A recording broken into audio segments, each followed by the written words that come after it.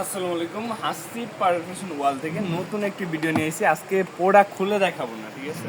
আজকে কিছু কথা বলবো, যারা সরাসরি কারখানা থেকে সরাসরি মাদার হোলসেলার থেকে 3 পিস নিতে চান তারা কিন্তু আমাদের সাথে যোগাযোগ করতে পারেন।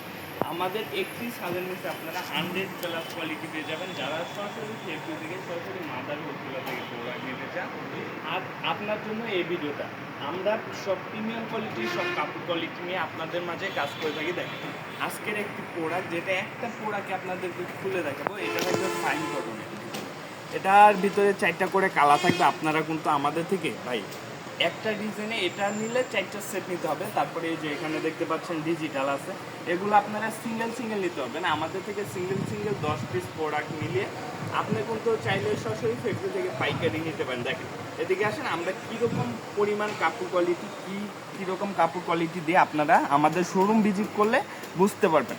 বা যেসব ভাইরা আপুরা আমাদের থেকে মাল নেন, প্রতিনিয়ত মাল অর্ডার করে নেন বা শোরুমে এসে দেখে নেন, তারা হয়তো জানেন আমরা কি পরিমাণ প্রিমিয়াম কোয়ালিটির কাপড় আপনাদেরকে প্রোভাইড করে থাকি।